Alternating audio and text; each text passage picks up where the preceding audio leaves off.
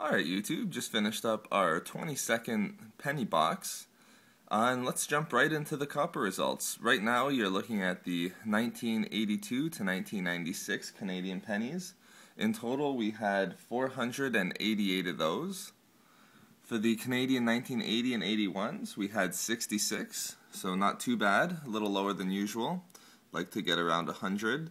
But for these 1953 to 1979 Canadian pennies, we had 249. Really good. And lastly, these are the American pre-1982 95% copper pennies. And for those, we had 53 in total. So for the entire box, we had 856, which works out to be 34.24%. And again, I'll just weigh these here for us. Even though we're under our usual 40%, let's see if we can get over 5 pounds of the 95% Canadian copper, and with some 95 American copper as well. And again, adjusting for the pails, we have 5 pounds and 3.1 ounces. So really good, over 5 pounds again this week, even though our averages are within the 30s and even the low 30s the last couple of weeks here.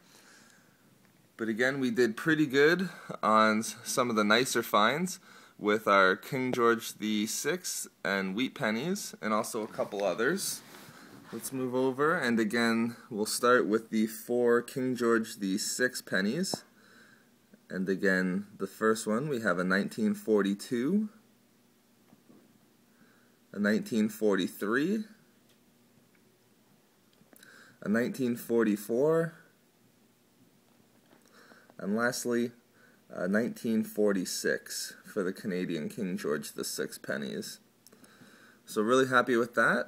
And again, we had 8 of the American wheat pennies as well. The first 2 that you see there, those are both 1939 pennies. Next, we have 2 from 1941. Then we have a 1942. A 1945, sorry, that was a, oh no, yes, that was a 1942, 1945, so just missing out on the 1943 steel penny. Next, a 1948, and lastly, a 1953D.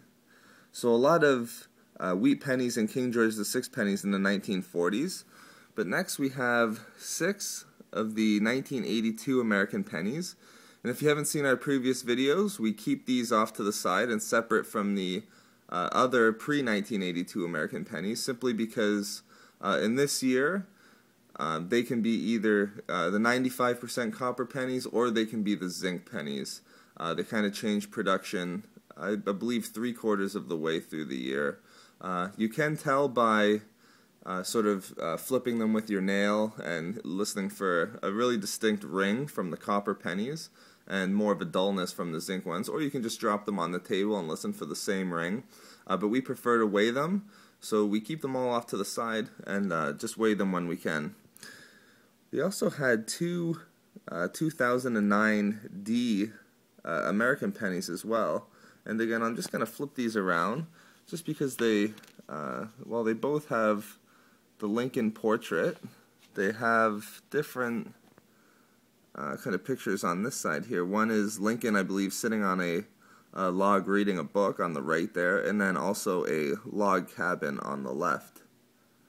So 2 different ones, both 2009Ds though. And then lastly, we have 2 pennies from the Bahamas.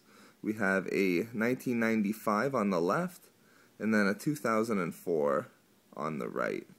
And these aren't our first ones from the Bahamas. We actually get quite a bit from there in our penny boxes here in Canada. But that's it for this box here, guys. I hope you enjoyed the video. Again, too, we ended up with 5 pounds of copper. If you have any questions, just go ahead and leave them in the comments below.